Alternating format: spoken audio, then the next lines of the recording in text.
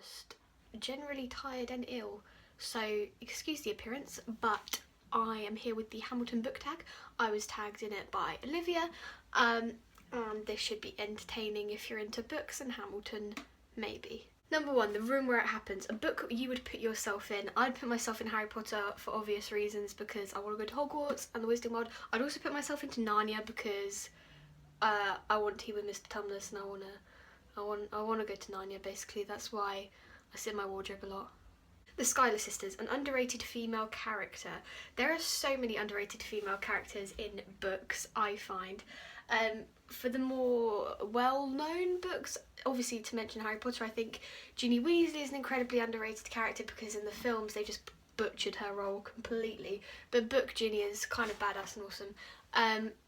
Oh my god, there are literally so many underrated female characters in books.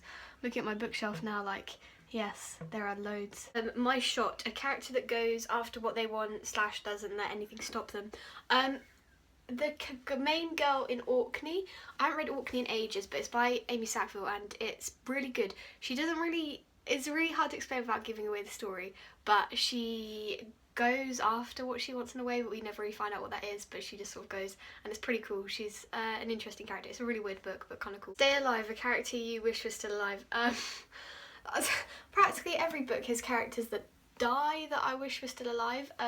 Obviously all of the obvious ones from Harry Potter, so I'm not even going to talk about names because it will stress me right out. But also, really stereotypically now, Augustus from The Fault in Our Stars. I read The Fault in Our Stars when it first came out, and I was one of those people that was actually really annoyed when it became really big, because I was like, because now it's like the most generic thing. But no, I absolutely fell in love with Augustus, because even though he's super pretentious, he's also super like me.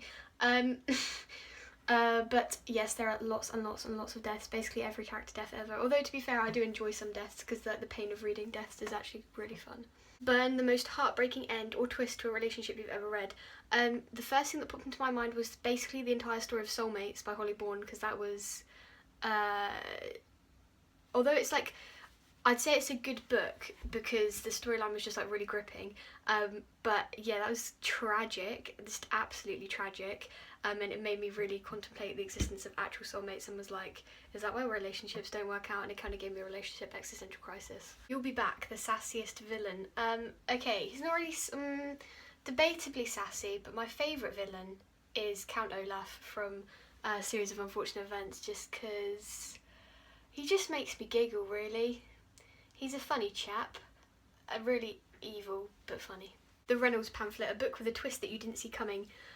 We Were Liars has probably one of the biggest plot twists of all times for me. Like, I was completely unexpected, and as soon as I finished I was like, I need to go back and reread this and try and work it out, and I just couldn't. And also More Than This by Patrick Ness, because in the middle it has like, I don't know, it just did not go in the direction I expected it to go at all, so I was completely shocked by that too. Non-Stop, a series that you marathoned. I read the entire, basically every Cassandra Clare book over like 2 weeks. I read the entirety of The Mortal Instruments. Yeah, literally in 2 weeks. I was up and down from London, and so I was reading on the train every day, and every day I would go to the bookshop at King's Cross and buy the next one. And I was completely hooked because I know it's a really popular series and whatnot, but I wasn't a fan of the writing. I thought the story was gripping.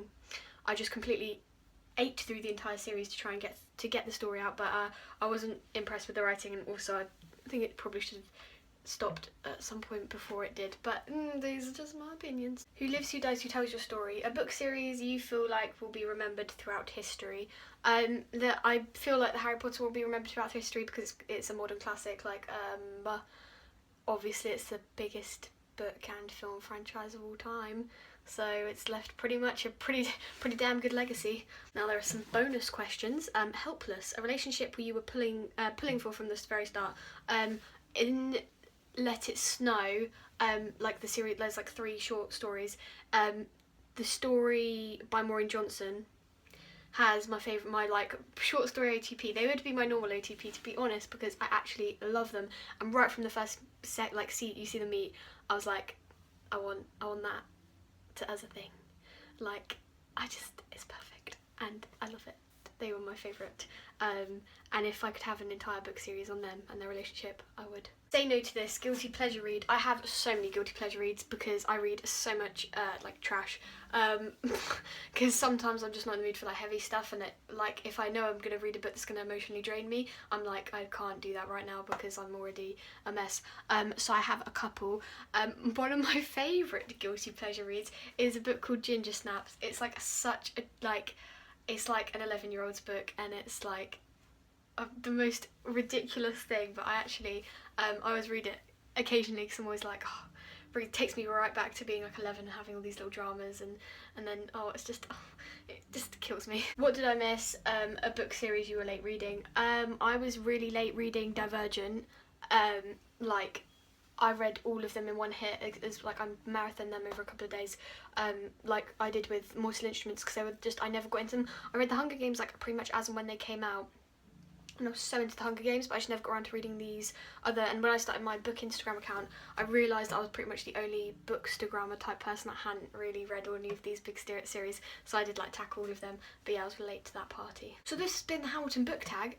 If you don't know the songs from Hamilton, none of that will have really made all that much sense to you, to be honest. Oh, there's a what is this not going on? So if you haven't listened to Hamilton before or know the names of the songs, that may have been a bit confusing. Probably should have made that clear at the start of this video. Again, apologise for lack of posting. I have been very preoccupied. My A-level's start in like 4 weeks, and currently my brain is empty. So I'm working on filling the space with like knowledge that would be helpful, but that's not going so great. But anyway, keep leaving me video suggestions and stuff, and I will do them and continue to procrastinate and ruin my life. So yeah.